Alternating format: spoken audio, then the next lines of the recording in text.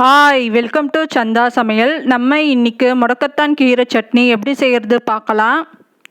சட்னி செய்கிறதுக்கு தேவையான பொருள் என்னென்ன பார்க்கலாம். ஒரு கைப்பிடி அளவு முடக்கத்தான் கீரை வாஷ் பண்ணி எடுத்திருக்கேன். இந்த கீரை கசப்பாக இருக்கும், அதனால் கொத்தமல்லியும் கீரைக்கு சமமாக சேர்த்துக்கலாம். கொத்தமல்லி ஒரு கைப்பிடி அளவு எடுத்திருக்கேன்.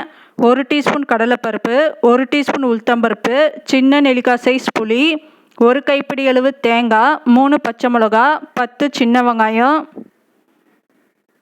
ஸ்டவ் ஆன் பண்ணி கடாய் வச்சுருக்கேன். கடாய் சூடானதோ 2 டீஸ்பூன் அளவு எண்ணெய் சேர்த்துக்கலாம்.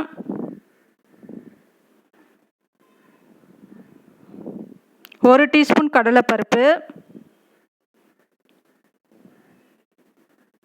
1 டீஸ்பூன் உளுத்தம்பருப்பு சேர்த்துக்கலாம்.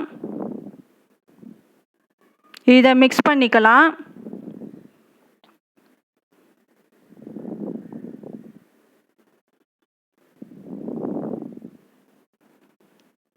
பத்து சின்ன வெங்காயம் சேர்த்துக்கலாம்.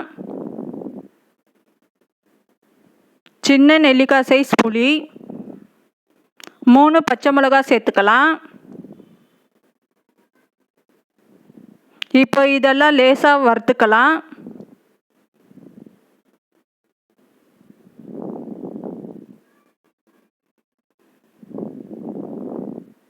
ஒரு கைப்பிடி அளவு தேங்காய் சேர்த்துக்கலாம்.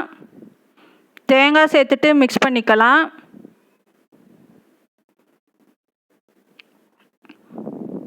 ஒரு கைப்பிடி அளவு முடக்கத்தான் கீரை சேர்த்துக்கலாம். ஒரு கைப்பிடி அளவு கொத்தமல்லி சேர்த்துக்கலாம். இப்போ இது சுருங்கி வரணும், அது வரைக்கும் வதக்கிக்கலாம்.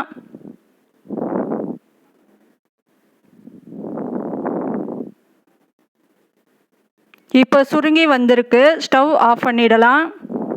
இதை ஆற விடணும். ஆறினதோ மிக்ஸி ஜாரில் சேர்த்துருக்கேன். உப்பு தேவையான அளவு சேர்த்துக்கலாம். தண்ணி சேர்த்துட்டு அரைச்சி எடுத்துக்கலாம். இப்போ நமக்கு முடக்கத்தான் கீரை சட்னி ரெடி ஆயிடுச்சு. இந்த சேனல் பிடிச்சிருந்தால் லைக் பண்ணுங்கள், ஷேர் பண்ணுங்கள், சப்ஸ்கிரைப் பண்ணுங்கள்.